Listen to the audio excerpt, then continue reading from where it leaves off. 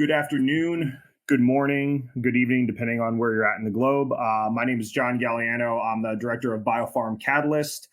Really excited for the webinar today to have Sheff from Sheff Station on. Just a quick introduction and background on myself. I've been with BioPharmCatalyst since 2021, which was when the acquisition was completed by Scientist.com. Prior to that, had spent about 10 years in financial services, working across various institutions, Fidelity, BlackRock, and JP Morgan. And Sheff, who, again, we're really excited to have on, has spent several years, or I should say many years, between Merck and Pfizer within their oncology division, and is a very experienced trader, has over 15 years of trading experience. So we're really excited to have him on to explain, a little bit about his process and how he goes through Catalyst, how he goes through companies, and how he uses BioPharmCatalyst. Sorry about that. Just some quick housekeeping items. This webinar is being recorded. You will have access to all webinar materials in the future. If you have any technical issues, you can try reloading your browser first and then communicate with us through private chat if that does not work. And we want to hear from you as well. So you can send questions, thoughts, and comments via the Q&A tab on the right. As well, we have a couple different links and handouts via the handouts tab on the right-hand side as well, if you want to take a look at some of our resources as we're heading through the presentation or afterwards. And before we get started with the content, we just wanted to get a quick audience poll from you guys. So which quarter do you most heavily trade biotech? Is it Q1, Q2, Q3, Q4?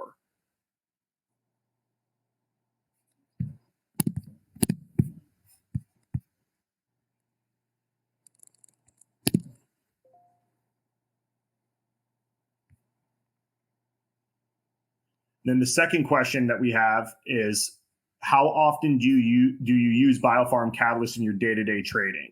Daily, weekly, monthly, quarterly, annually, or never?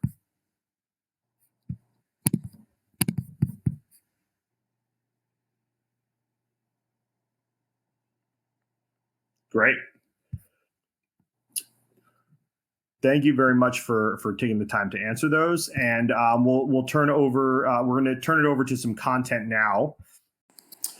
I'm going to start for about 10 minutes just discussing the biotech landscape and just kind of where we're at in terms of overall biotech performance. I'm then going to turn it over to Sheff for the bulk of the time to discuss his strategies, what he's looking for when he analyzes biotech companies, and which catalyst he's looking at right now. And this is really where I want to spend the most amount of time and where I think you guys are going to get the most value out of this presentation. But let's discuss real quick the performance and where we're at in biotech. So currently on a year-to-date basis, biotech is up just a shade over 3%, 3.11% to be exact.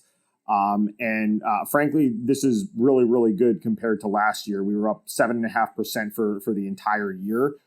So we think that that's really good, and we hope that that trend continues.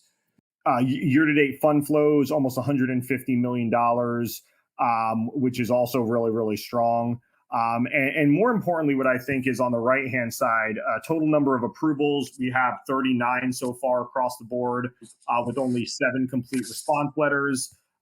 We have 55 M&A deals and 7 IPOs already. So I think that going into this year, folks, were pretty excited about the prospects of biotech. And I think early on, we've definitely seen a rally in the sector, especially compared with kind of a lackluster performance in 2023.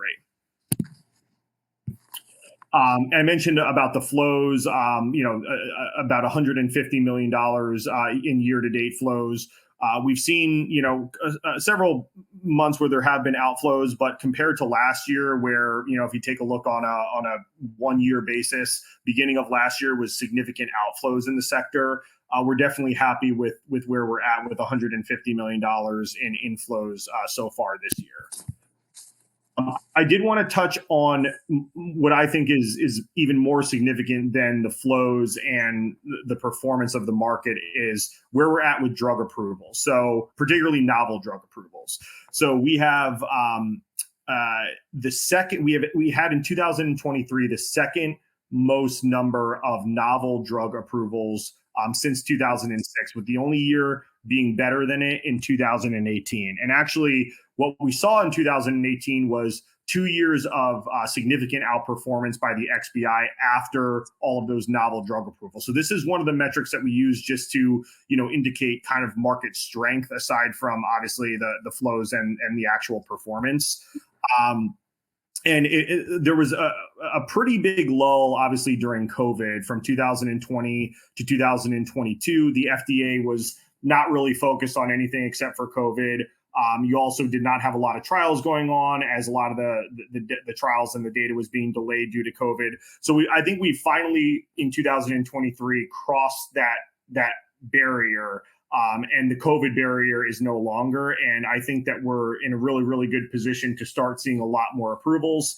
And like I said in the previous slide, we're already off to a really, really good start, not only with novel approvals, but approvals across the board.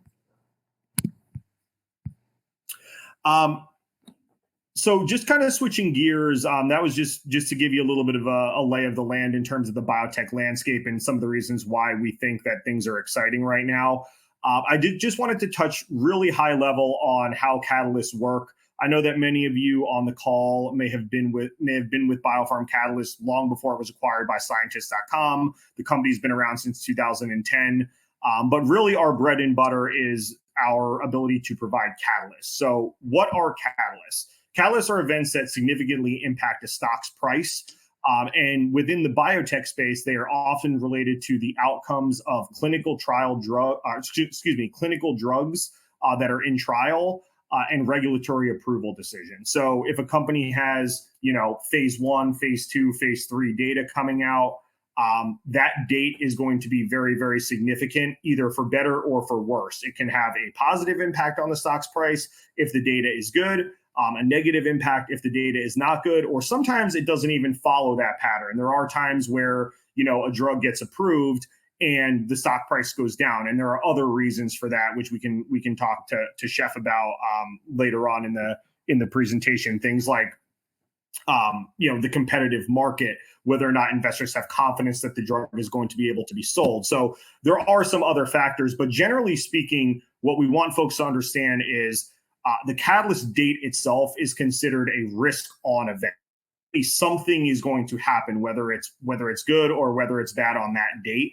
I guess corollary to this, another way of generating alpha is what we call the biotech run-up, right? So if there is a catalyst that is set for a specific date in the future, a lot of times what will happen is investors will pile that trade in the months before that catalyst date, and we call that the biotech run-up. So they'll take advantage of when that stock price is increasing up until the catalyst date, and then they'll do what we call selling the news, because they don't want to take whatever risk is associated with the catalyst. So that's another way of alpha generation, a little bit less risky of an approach.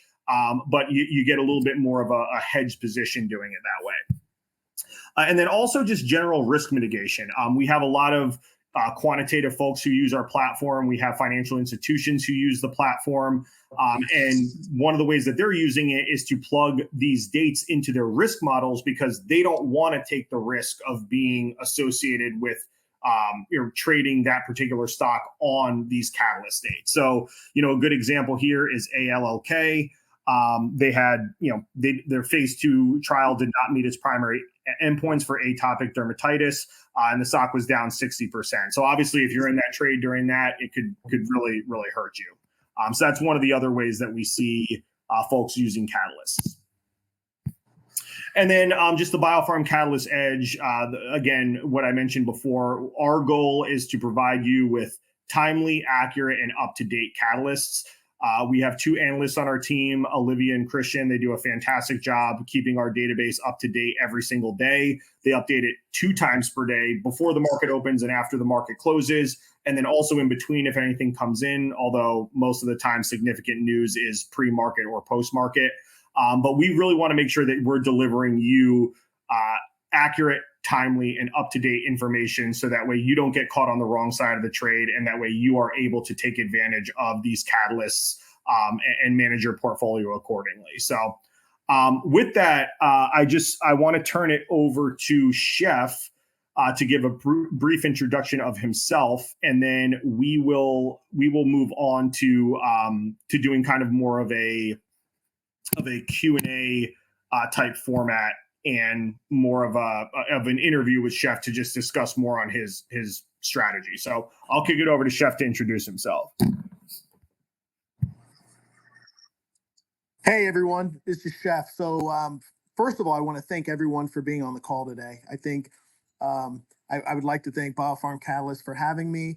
And the whole purpose of today is to just provide some general education and discuss my experience as a biotech trader and ways that that I've used BioPharmCatalyst, because that's been it's been a very helpful resource for me in biotech trading over the last 15 years. So as John had spoken about, I've been in the pharmaceutical industry. I was in the pharmaceutical industry for almost 30 years with Merck, as well as the traditional Pharmacia, which it was Upjohn, then it got bought by Pharmacia, and then it was Pfizer.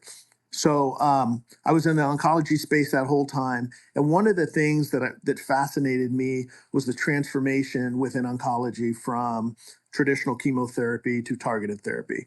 It really piqued my interest in terms of investing. And so it was at that point that I started to see that there were some dynamics within biotech that could allow me and many others to be successful traders based on catalysts that John talked about, and specific timely events that occur that would help with the process and becoming a better trader. So those are some of the things that I want to be talking to you about today, along with John. But just a few quick things, and then we'll move forward. I can be found on Sheff Station, which is my Twitter handle, and also VIP Sheff Trades. VIP Sheff Trades, people follow me there, and I ask them if they want to follow me there to donate to a charity, because I believe in karma and karma trading. And so, my whole goal is to make sure that the biotech investment community has tools that they can utilize that are going to help them to be the best possible traders they can be. And one of those primary tools is BioPharmCatalyst. So we'll move forward. I really, really appreciate that, Sheff, and thanks so much again for being on. What you're doing is great, and also, the charity and the donations that you provide is also really awesome. So we're really excited for this to be partnering on this webinar with you. I guess just kind of a general question to start. We'll just kind of tee things up a little bit with sort of a general process, right? So can you just tell me a little bit about your process, the steps that you take when you're analyzing both catalyst and biotech companies? So I know that it's a fairly broad question, but if somebody's like, hey, Sheff, where do I get started with this? What does your process actually look like? The process really looks like, people say, where are these catalysts and how do you find them? The unique thing with biotech is that you're able to have a specific targeted date of a company that you're following where something's going to happen. In biotech, is where you mentioned where the run-up occurs. So a lot of times my general process will focus on looking for micro cap to small cap to mid cap biotech companies that have the potential to become large cap companies. Oftentimes with large cap companies, if you look at Pfizer, if you look at Johnson & Johnson, if you look at these well-established companies that have dividends and interest, and other, unique ways to have income over the long term. If you have a trader who has a small amount of money and they want a company, they look at a company and see a company that has the potential of a Pfizer, they're going to look at smaller companies. And oftentimes those smaller companies don't have big partnerships with big pharma yet, but they're on their way to get there. So the thing that BioPharmCatalyst has allowed me to do, and what I use it to do, is find these micro cap and small companies and mid cap companies that have small market caps, or they have low outstanding shares or low floats. And they also have cash on hand of 6 months to a year, and oftentimes longer. And by starting there it allows you to get a kind of a baseline of what companies you're looking for. And based on the catalyst, companies have different catalysts that have different timeframes. Let's look at specifically AACR. AACR is coming up in April. So if a trader said, look, I want companies that are going to have near-term catalysts, I want to see what those catalysts are. What they would do is they would go under BioPharmCatalyst, they would go under AACR, and they would look at specific catalysts that are going to be occurring within that specific time frame. Some catalysts give you a specific date of a presentation. So say a trader says, you know what, I don't want to hold into an event. I'm not sure when the catalyst is. They just say, we're going to be speaking from date 14th through the 18th of April. A company might say, I'm giving a presentation on April 17th at 5 p.m. Well, if that company has significant information that could potentially move the market, specifically within the cancer space, that traders are going to try to get in ahead of that. And I think knowing when those dates are is really important for the process of how you begin trading. Can you elaborate more just on that piece? Because I think that's really important. One question that comes up a lot, or I think some folks struggle with, is a lot of times the companies are somewhat vague in terms of when they're going to be, when they're going to be releasing data. So to your point, for AACR, they might say, okay, we have a presentation on April 14th, right? And that's the date that the catalyst actually is. But if you have a company that is saying, hey, we're releasing data in, Q2 or Q3, and they're being that vague, is there any ways that you kind of account for that? Like, do you play the run up on that, or do you just wait to see if you get more information? Or do you just are you only trading more when there's actually a specific date? The specific date allows you a solid entry and potential exit position. Whereas a general date, Q2, is too euphoric. I mean, there's not a specific date. So if someone were playing a Q2 catalyst, they would buy the stock in Q1 and exit in late Q1. There's very few times where a company that's that vague will share data in Q1 after they've said Q2. Q2 gives them that 3-month window to not be locked in from an investor point of view, someone who is tracking what they're doing, and gives them the space to say, hey, you know what, the data may be late, so I'm going to give a general time frame. But if you look at, say, there was a company called Corbis, which traded on the NASDAQ. They had phase 1 data that was released and had a lot of institutional holdings. It was a $5 stock, and it was, kind of proof of concept data. Their stock went from $5 to $30, and that is an example of a small company that an investor could end up capitalizing on. And I'll give you one more example: Tempest Pharmaceutical, ticker symbol Tom, Paul, Sam, Tom. That was a company that was 40 cents. They released cancer data. I'm trying to think specifically what the tumor type was. I can't recall right now. But that stock went from 40 cents to $10 in one day. The reason I say that is that that's what investors are there for. They're, one, you knew with Corbis, you knew that there was a specific date of the presentation. So I think because it was proof of concept, you had a thought that it was going to work. There's different events that people can trade into. There's preclinical, there's phase 1, phase 2, phase 3. Again, phase 3, higher number of patients, oftentimes involves statistical significance around efficacy, whereas phase 2 is safety and tolerability, phase pharmacokinetics.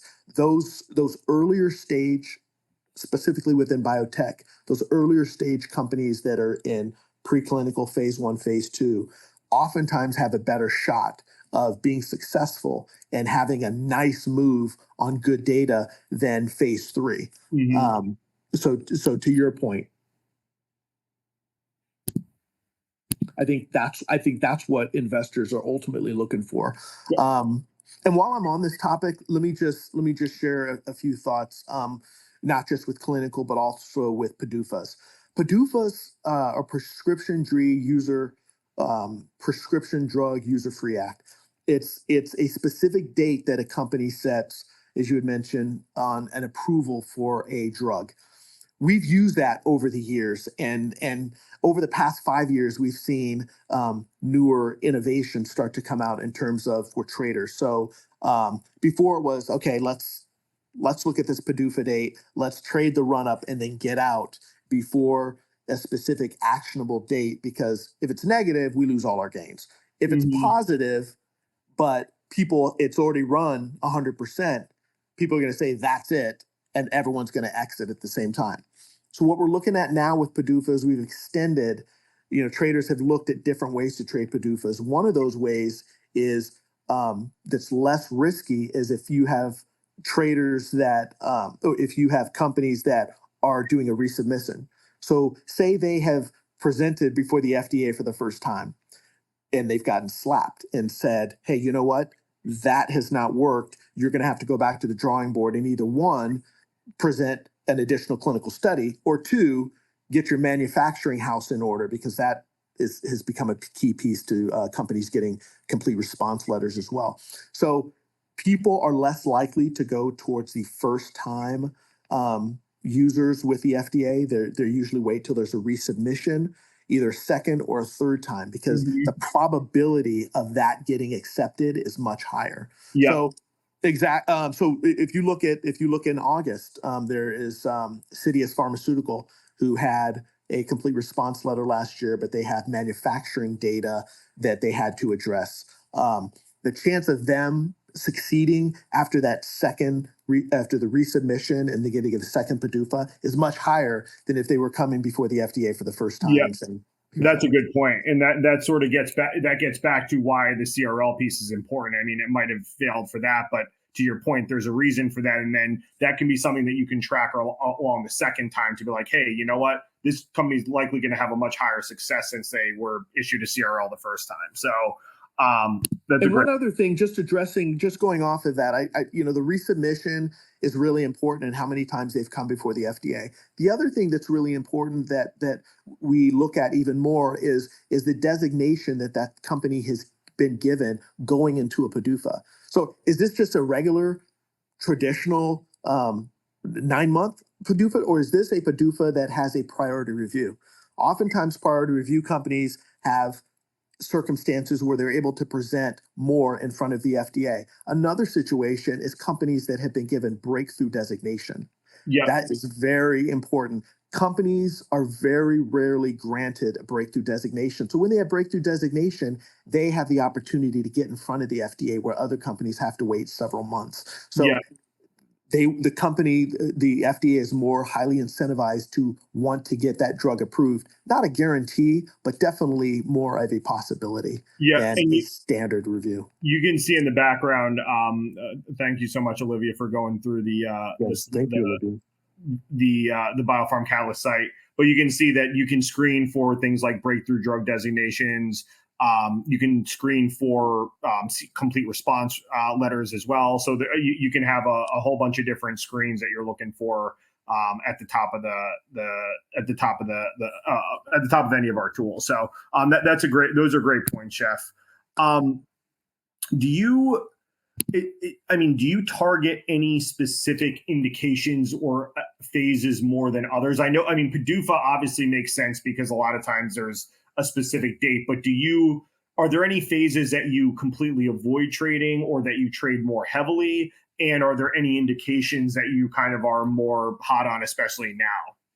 I think specifically, that's a great question. I think specifically, being that I've been in the oncology space, for the past 25 years, we're seeing so much happening within the oncology space. We're seeing, genetics really play a part, which is what I did when I was in oncology. You're seeing companies that specifically address genetic mutations that if those mutations are addressed and are shut off, that the drug is typically going to work. And so, in the past, where you had traditional chemotherapy that was trying to shoot down every tumor type. Now it's based on genetics, and it's based on, we're seeing companies that are specifically going after, CYP3A4, they're going after, specific, GIST, which GIST was the first targeted therapy. Gleevec was the first targeted therapy ever developed. It was in my backyard at Oregon Health Sciences University, and it was looking at that gastrointestinal stromal tumor and that GIST mutation. Now, they were able to turn off that GIST mutation and realize that that worked in all those patients that had GIST. But cancer has become more complicated than that. There's a Yeah. lot of mutations around. So you have companies that are going more after mutations because they know that the drug is going to work in those mutations. And you see more money, you see more institutional buying, and you see mutual funds that are really looking at companies that are honed in and targeted in what their approach is, because oftentimes those targeted approach prove to be more successful. So to answer your question, oncology, the genetic space, which we've seen a lot of, rare disease. Like an example, there's a company that I was tracking last year called Soleno Therapeutics, ticker symbol Sam, Larry, Nancy, Oscar. That company was a $3 stock, but they were in a unique space for Prader-Willi syndrome, which there was nothing to treat that. They had presented to the FDA. The FDA, last year had said, "Hey, we don't have enough information. We need you to go back, and we're going to do some post analysis of your study." The study is now, or excuse me, the stock is now at $40 a share. Yeah. So it went from a micro cap company to a mid cap company with solid institutional backing. And I think, to everyone's point, that's why we're all here. I mean, I've been trading for, well over 20 years, 15 years specifically in the biotech industry, and I've made a lot of mistakes, a lot of mistakes. So a lot of what I talk about is not because, um, I'm all of a sudden this overnight expert. It's because I've made a lot of mistakes along the way that have helped me to become a better trader and identify specifically what to look for so that my risk reward is a lot better. Yeah. That's what we're dealing with in biotech. It's risk reward. What is your risk versus your reward? And that's why, as you had mentioned, when to exit a trade. You need to reward yourself for doing good on a trade. So it's oftentimes good to have that 20% rule and trim and trail. And as you buy into a stock, as you see the gains going up, it's okay to take some off the table because you need to reward yourself. It's all a mental game with biotech trading a lot. Absolutely. No, I think that's a great point, and I think that it's a great point that you mentioned about the mistakes, because with that degree of longevity, yeah, you're going to make mistakes along the way, and that's how you're really going to learn. And over time, you're just going to get better and better and better. So I think that makes a lot of sense. You touched on this a little bit, but can you just revisit real quickly about the cash runway? Because we that's something that we track at BioPharmCatalyst as well as cash, right? And how you weigh sort of the company's general financial health with some of the catalyst information, and how those two kind of play in tandem. Because biotech is weird in the sense that obviously catalysts for a lot of other companies that are non-biotech are earnings related, right? That's why earnings matter so much, right? And earnings in biotech is just, a lot of these companies are being funded. A lot of them are not actually making a profit, so they don't really have real earnings. So the amount of cash runway that they have is going to play into, okay, well, how much longer can this company really exist before they actually have a breakthrough? So can you talk a little bit on how you manage that? Yeah. And actually, I think that it's really helpful. I think that's where, within biotech, especially younger companies, that institutional holdings really play a part in a lot of the companies that I hold. I look at RA Capital Management. I look at Orbimed. I look at Opali. There's so many different institutions that invest in these small companies. And so what I'm looking at a lot of times is companies that have 1 to 2 years of cash on hand, companies that have been able to fulfill their pipeline, but they don't have a ton of debt. So those are companies that can weather the storm. If an example was, I just mentioned, was SLNO, who had the FDA had shunned them from their first clinical trial, and then they had enough cash and enough backing from institutional investing to get through that next year, so that when they did represent in front of the FDA their data, that they were able to maintain their value. But book to value is really important. Cash on hand, 1 to 2 years.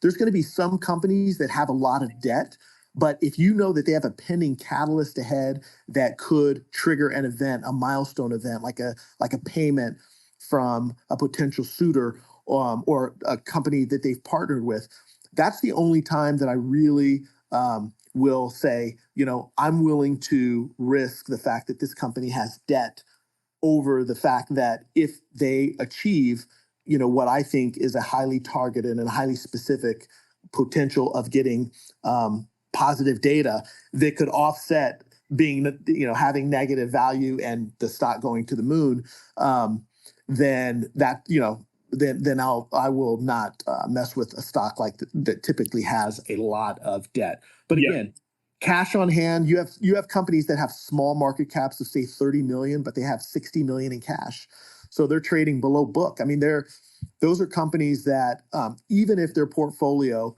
or not even their portfolio, a drug in their portfolio doesn't do well, they have enough cash to sustain them for their other products that might be at an earlier stage, but they still have significant potential. So, for biotech traders, because earnings, unless you're a big company, really aren't there yet, I think to your point, having cash, having zero debt, having enough cash runway to get you through your clinical trials, to get you through your preclinical phase 1, phase 2, phase 3, the partnership phases are really, really important. So, that's another thing to, as you brought up, that's another thing that's really important to look at when you're looking at biotech. What big companies have decided that they're going to invest in them? You have several biotechs now where you have companies like Lilly that say, hey, you know what, or Johnson and Johnson or Pfizer, who have an investment in an early drug in an early phase of their development. That oftentimes shows a lot of confidence in that company, even though it's a small cap and it doesn't have the bravado and a lot of the attention that these other companies have gotten.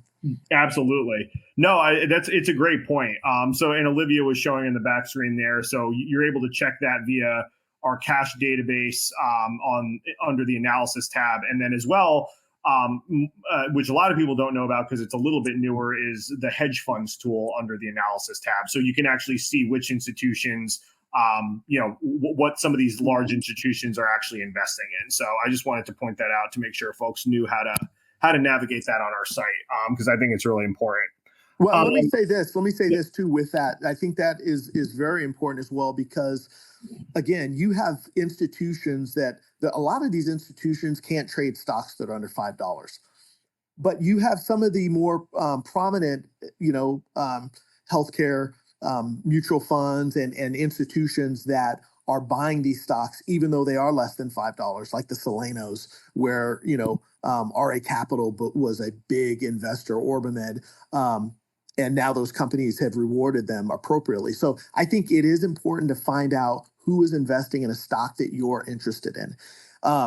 It can be good, and it can be, it may not have the upside as a company that no one knows about, that you feel that's a diamond in the rough, and they just have not had the opportunity to revisit or check out those companies. But hey, while Olivia has that screen pulled up, if she could please go to my BPC, I think it's really important that people say, okay, so one of the things we know about biotech is news is relevant.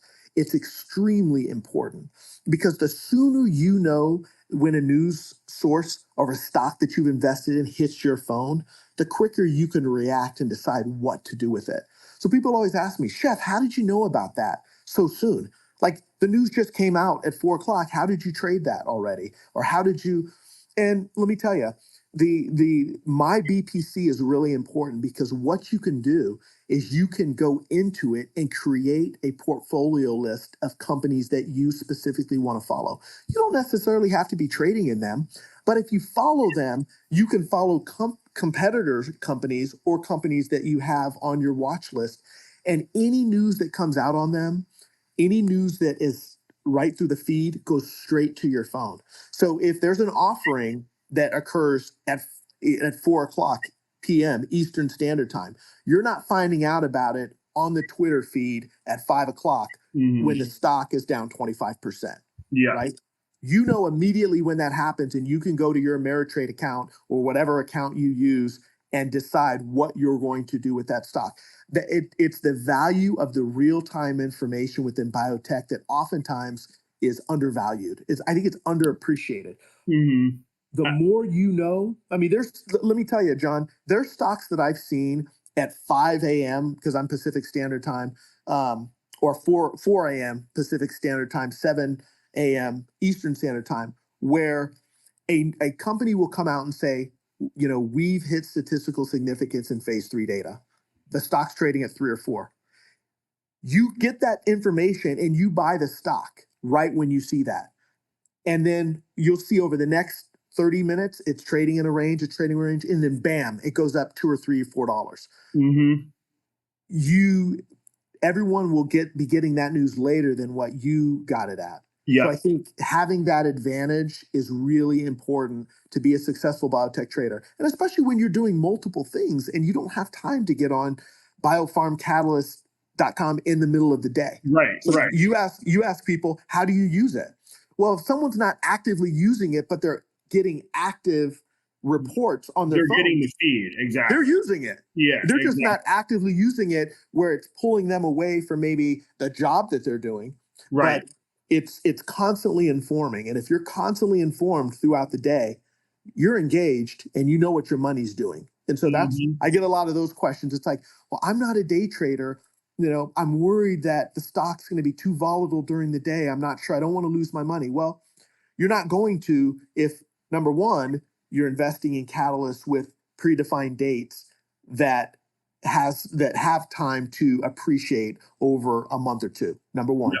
Number two, if there's news that could affect that stock that you are invested in and you aren't getting that information directly to your phone, that could have an effect on how timely you are in your decisions to either A, sell a stock or increase your position. You only have that opportunity if you have the news at your fingertips. You're not going to be checking the news wire during the day while you're working, but Right. again, if BioPharm's feeding that data to you. And it's also another great point too. I think just what you were mentioning about the specific dates is, with AACR coming up and ASCO coming up, I mean, the conferences, right? Like, so the conferences allow for a window for folks to be able to say, okay, we can say with some degree of confidence that data is going to be presented on these dates. You can do that with PDUFAs, but you can do it with conferences as well. And that's why so many folks, Olivia's going to our conference calendar. That's why so many folks, are starting to leverage this more and more, because you can actually say, hey, you know what? These are the biotech conferences that are coming up. These are the catalysts that we know have specific dates that are going to be presented at these conferences, right? And that's a lot better than some companies saying, hey, we're releasing data in Q3 2024, but they don't really give anything more specific than that.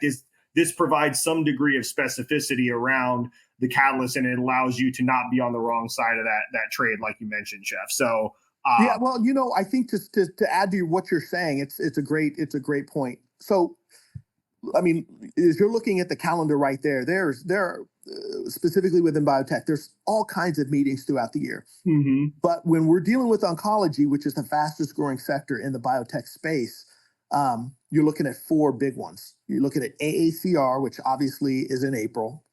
It's next week. Yeah. Several companies are presenting. And just to give an example, there's a company called ticker symbols INZY, NZ Pharma. Inozyme. It's not called INZY. The ticker is INZY, but that just hit me. It's called Inozyme. But that stock, when they announced that they were going to be presenting, I believe it's April 7th or April 8th, they gave a specific date. 2 weeks ago, that stock was at $6. And, a few days ago, it was trading almost at $8. So, a 33% gain over a few week period because they gave a specific timeline. It's pulled back because obviously the XBI is pulled back. But my point is that a lot of times these biotech companies will run up into these events. AACR is one. What's after AACR? The event that I attend almost every year, and that's ASCO. Mm-hmm. That's June, early June. within that first week where you have bigger companies presenting, where you have, you know, plenary sessions that are happening, where they're having these breakthrough, and you have these small companies that once in a while will have a plenary. Those are being traded big time. They're going to move based on that. So that's every biotech investor's dream, is to have a small company that is either one, going to be doing a plenary session, or two, going to be presenting a key presentation, in a big forum, or they're giving a poster presentation. So ASCO's second. The third and fourth are in the fourth quarter, and that's the third one is San Antonio Breast Cancer Conference, which is massive. And then the fourth one is the American Society of Hematology, which is ASH. So those are you have two on the front end, which is in the second quarter, two on the back end, which is the fourth quarter. And though you have a lot of meetings in between, but I think those meetings kind of set up how the biotech sector is going to go. We see a lot of M&A happening. We see a lot of money coming in prior to these events. And it's important for biotech investors to know and to be on the lookout for that. So I think that's important, those key meetings. The other thing I want to mention is we spoke about PDUFAs, but we're seeing new, over the past 5 years, we've seen new tools start to emerge for biotech traders. And I wanted to go over a few. And I think you guys have been helpful in that you've created sections specifically for this. So in the medical device section, there is two new forms of approvals that haven't really been identified yet as like concrete, like PDUFAs. One is the 510K. Yep. And number two is the de novo process application. Yeah. De novo is key because oftentimes it's almost like a rolling submission where the FDA they'll say, hey, you know what? We're going to give you a 6-month time frame with a de novo, but at any time we request information, we are going to stop the clock, wait till you get the information, and then start rolling the clock again. Now, why is that important? It's important because it's totally different than a PDUFA play that gives you a specific date of which you can trade around. So de novos can be very useful because you don't know the specific timing, but if you're in a play and there's no specific timing and there's a surprise approval, obviously what's that going to do to the stock? It accelerates it big time. But there's also that, I don't know the exact timing of when it's going to get approved because companies aren't required to share that information when the FDA stops the clock and asks them for more information when they start it. Right. So that's a challenge. 510K, different. That's typically 6 months, and it's more straightforward, and I know you guys have done a really good job talking about the phases, the submission phase, the feasibility stage, the, different stages of those, processes so that investors know what time of that event should I start putting cash to work. Nobody wants to put in cash a year out and be sitting. I mean, you can't make money if your money is tied up. And so I think goes back to what you were saying in terms of timing. It's really important when you have dates because you can specifically time out, how long you want your money to be in a play, a month, 3 months, 6 months. It all depends. It speaks to the risk reward appetite that biotech investors have. Absolutely. I'll do one more question from the interviews, and then we'll open it up for some Q&A, I think, from the audience. But one thing that is interesting that we've kind of talked about a little bit before is just in terms of like the overall drug market, right? So like how much research are you doing when it comes to we'll say the competitive drug market? So if a drug is in clinical trials, how much research are you doing in terms of what is already approved for for that specific indication, and or what else is being what other companies have clinical trials for targeting a similar indication? Are you doing like any competitive analysis when you're analyzing stocks? Absolutely. Absolutely. And you know what? That's a great question. The reason being is because we talk about the efficiency of these markets. Sometimes the FDA, they're approving products that aren't necessarily the most efficient in terms of maybe a quality of life for a patient, but they know that the drug works. So say, kidney disease area, phosphatemia, areas where, you have patients that are taking multiple pills for a drug that's approved and works, but because they're taking 9 to 12 pills a day, it affects their quality of life. So if you know that that competitive space is a $1 billion market, if there's a company that's a micro cap or small cap company that is working in that same capacity, and that they're close to developing a drug that's going to enter that $1 billion space, but right now their market cap is under 100 million, you're going to say, hey, look at where the big boys are playing. Look Right, at where RA Capital is playing. Look, I'll give you an example. A stock ticker symbol UNCY, United Nancy Charlie Yellow. It's Unicisive. They're dealing in the $1 billion space. It reminds me of Soleno, yeah, and these are stocks again. They were told they have to do a bioequivalent study that's going to be due in June. There's no statistical significance that needs to be shown, no efficacy. All it has to show is bioequivalence in terms of safety. And then they're going to submit an NDA, and then their drug is, I believe it's 3 times a day, and it's a smaller pill, so it's not a big horse pill, but it's in the kidney disease space. And so that is an area where I look at and I say, hey, there's drugs that are $1 billion drugs that are not efficient for these patients in terms of quality of life. And it's interesting because being that I've been in oncology and I have worked, in the, with breast cancer, ovarian, cervical, endometrial, and, I was working with the genetics in BRCA1 and BRCA2, and hmm you start to see how important quality of life is and how important it is to work in a space where companies are tailoring therapy. This one drug for everybody doesn't work. Everybody is unique. Everyone is different, and the hmm companies that are working within that space can have 100% of a 2% market.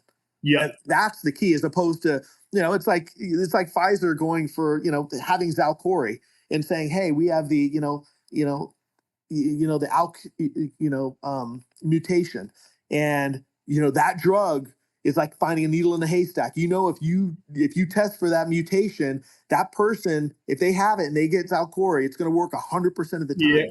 Companies are working in those spaces now, and so going to what you were saying, it's really important to deal with those companies that are targeted and focused on what they're doing because they have greater chance of success. And a lot of smaller companies are going there, and those are the ones that biotech investors need to be focusing on. Absolutely. And Olivia, or if you're able to pull up one other tool that we just actually revamped, that we haven't made an announcement on this yet, but I wanted to at least draw attention to it, is our is Trial Insights. So Trial Insights is actually it's technically a sister company of scientist.com, but we essentially have plugged it into BioPharmCatalyst. So if you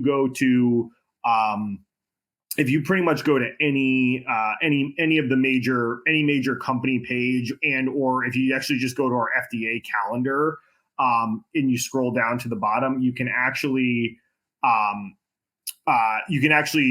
there'll be a little plugin that says Trial Insights on the actual drug. It says view, or it should say view clinical trial data, and if you click on that, it takes you off site, but you'll actually get brought to our sister site, which is very, very similar to clinicaltrials.gov, but offers a lot more information about the specific trial, and then also about competitive and comparative drugs. So that's just another tool that we have. It's not, I just want to alert people to it because you will get taken off site, but you shouldn't have to pay additional for it. I think it is part of one of our higher packages. I believe it's Elite and Elite Plus get access to it. But once you have access to it, you can actually access it, and you should be able to do more due diligence that way. So we just relaunched that the other day, and I wanted to make people aware of it because that site is now I think it's going to become really powerful for research. So No, that's great. I think at the end of the day, it's about arming yourself. Here's the thing. Biotech trading is never a one-time constant thing. Like you can't say this pattern works for me all the time and I'm going to be successful doing it. The only way that you continually get better is to change your strategy and to change your methods to what is applicable at that specific time. We see that things that used to be foolproof, PDUFAs, oh, we're going to do the run up. Those aren't foolproof anymore. You need to start looking at areas and ways where there could be kinks in that armor. yeah, Resubmissions, the things we talked about, and arm yourself with the necessary tools that you need, and as well as, you know, understanding that there's smart money out there as well that supports companies, and those are the companies that you might want to be looking at as well. Not being on an island by yourself and thinking, hey, who else is involved with this?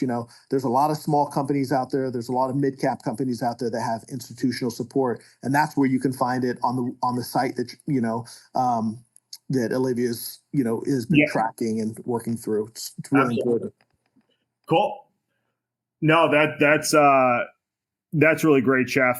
I think we should probably open it up for some Q&A. We've already received a bunch of questions in the Q&A, and just wanted to let folks know, remind you guys that if you do want to ask a question, you can submit it through the Q&A panel on the right-hand side, and we're going to start going through them now. So let's see. Let's start up at the top here. I can take one of the. There's one that an individual asked, "What does the term low float mean?" And you were asking about low float, right? Yeah, thank you for the clarification too, because sometimes for the question, because sometimes I'll say that and I assume everyone knows. So if a company has an outstanding share count of 60 million, if they have a float of 10 million, those are the available shares that biotech traders can trade that aren't locked up from institutions and other things. So it's typically within biotech, companies that have a low float are companies that have done really well with their share structure and preserve their share structure to the benefit of shareholders. So they haven't sold and put a lot of shares out on the market to gain capital because they already have capital. And so I think it's very helpful that if you have a company that has a float of 100 million shares, that's a lot of shares going on out there when a positive event happens. So it's much harder for the stock to move higher than if they had a low float count. So let me give you an example. Tempest, which had 35 million or 40 million shares outstanding, and I believe they had 20 million in the float. Well, when that company released positive data in a rare tumor type, that stock went from 40 cents to $10 in one day. There were so many shares traded and the float was low that it forced the stock price to move much higher and much more rapidly than it would had a company had a large float and there's plenty of shares out there for shareholders to be had. Yep. So very important. And you can to that same question, you actually can filter. If you don't have float as part of your filters, you can add that column on BioPharmCatalyst, and you can actually filter. You can sort by float, so you could actually look for companies with low float specifically. So I just wanted to reiterate that. There was one question here that I can feel just about.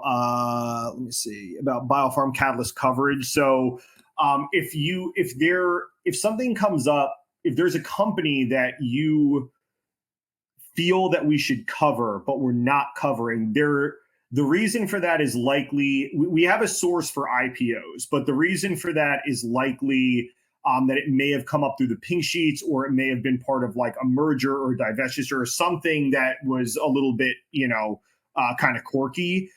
So if there's a company that you feel that we should cover that we are not covering, i.e., one that has a clinical trial pipeline and is traded on NASDAQ or NYSE, feel free to shoot us an email at contact@biopharmcatalyst.com, and we will likely add it. Again, we try to have full coverage to the best degree that we can, but sometimes there are things that creep through the cracks that didn't come up through traditional IPO. So I just wanted to make that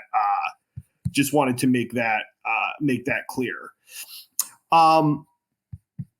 Sheff, I think there's a good one for you.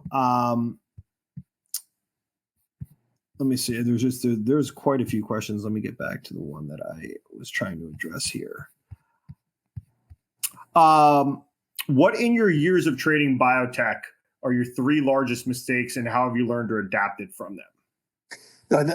Great question. Look, one of my biggest mistakes was when I was trading, and I was trading a stock called MEI Pharma, ticker symbol MEIP. And they had said that they were going to have data in late March, but most likely early April. And I had a lot of shares in the company and was up a good amount. And I went to Disney World, and I was with my family. And my wife said, "Hey, did you sell your?" I said, "No, they're not going to have data till later." And all that to say, I was not very happy with Mickey or Minnie when they tried to shake my hand, because that morning the stock had gone from $6 to $1. And the reason I say that's important is that, we all make mistakes, but I think the biggest mistake that we make is really not following our money. We work too hard for our money to not follow it every day. We really need to, we will turn our money over to a financial analyst, or not a financial analyst, a financial planner, and we won't ask or see about it. But when we invest it, we seem to have trouble following it, and it's really important. I took my eye off the prize, and I lost, well over $100,000, and I was working at the time, and I was really disappointed. And I said, I won't do that. I won't never do that again. So that was the first mistake. The other mistake is sticking with a conviction that is really about your ego. I think you really you need to be humble, and you need to know that there's people out there that are smarter than you, and that there's ideas that they have that are better than yours sometimes.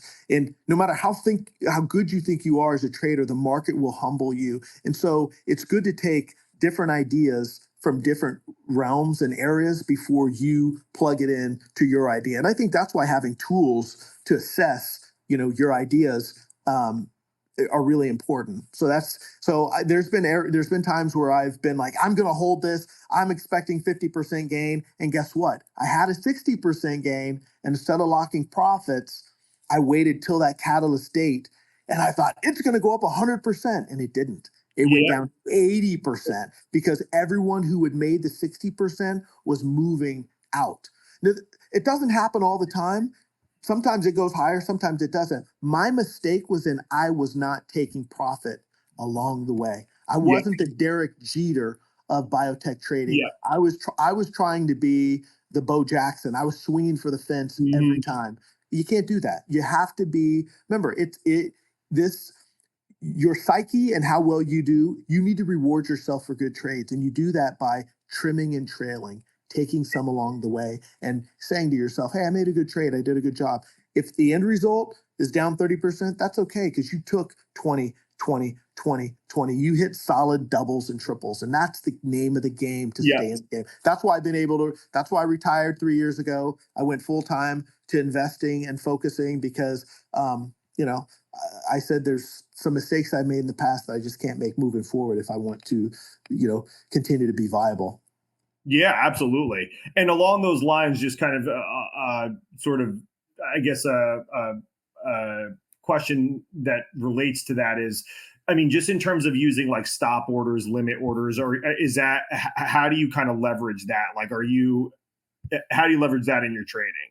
Great point. That a lot of times I use mental stops. Like I don't want to put a stop loss order in, because another one, you asked me the mistakes I've made. That's another mistake I've made. I made a mistake where one time, for whatever reason, I put in an order. Had conviction in this stock, real conviction. But I said, well, I'm not going to be at my computer. It's at $1.05. If it gets to 90 cents, I'm going to stop out. So guess what? It was a PDUFA play. Toward the end of the day, traders were getting nervous. Oh no, maybe they're going to get a Yeah. CRL. Mm-hmm. It went down to 90 cents. It broke 90 cents. It went down to 88 cents. I had 20,000 shares, sold all of them. Yeah. Hey, guess what? 1 p.m. hits, stock gets approved, labeling's perfect, stock goes to $4. Oh, wow. Yeah. Yeah. So you know what? I, So you I, gotta I be not only lost, I not only lost $15,000, but I lost the opportunity to have a $60,000 gain. And guess Mhm. what? I'll be honest with you, it's not just once or twice. That's happened several times Mhm. because you you break those rules that you have. Even 9 out of every 10 times you're going to break those rules, and it's that 10th time that keeps you humble and keeps you sticking to the first 9 times you did it right the first time. I mean, we're we learn, and there's constant errors that go into what we're doing, but the point is having tools and writing it down. Write down your trades and follow them. Be accountable for your trades so that when you're successful, you can say, I'm a good trader, and you can have more confidence in what you're doing. Remember, 99%, it's often said 99% is, patience. The other Mhm. 1% is execution. So if you can be patient after your execution, you'll do well. Absolutely. I think we are just about up on the hour, Chef. So I guess we could, I mean, we got so many great questions, and we could honestly probably talk about this for hours, but in the interest of time, we probably have to wrap it up. But I just wanted to say once again that, thank you so much for coming on. This was awesome. I think that this was everything that we wanted it to be. And I hope that everyone on the call was able to get something, hopefully more than one thing out of this. Again, I thought it was a really, really great discussion. And for everyone on the call, please give Sheff a follow as well on Twitter. And and also take, if you have a moment or two, to take a brief survey just to let us know what you thought about the presentation. If you want us to do more things like this, please let us know via the survey. You can click on that link. It should be popping up on your screen now. But again, Sheff, thank you so much for the time and the opportunity, and we really appreciate you being on. Well, hey, one thing I want to say, thank you very much for the opportunity, and thanks to your listeners as well. There's nothing I respect more than people taking their time out of their day to learn. And so I want to just make sure, and I just hope that everyone got as much valuable information as they could out of this. If this is something you want to see more, let us know, because it's all about education and taking the individual investor and priming them with all the tools that they need to be the best that they can be for themselves, their families, and everyone else they're working with. So thank you very much for your time. And John, thanks for getting this scheduled. And I'm sure we'll do this more in the future. We definitely will. And again, yeah, to echo Chef's point, thank you to all of our users and anyone who is on the call. We really appreciate it. I think that this was awesome. So I guess with that, we will end the webinar. And I think there was one question about transcripts or replays. We will definitely have a replay sent out of this. So I know there was a lot to take in, so you will be able to view this at a later date. So just wanted to make that clear. And I hope that everyone has a great rest of your day. Thank you, guys. Really appreciate you signing on. Have a great week, and take care, John. Thanks again. Yep. Take care, guys. Bye. Bye-bye.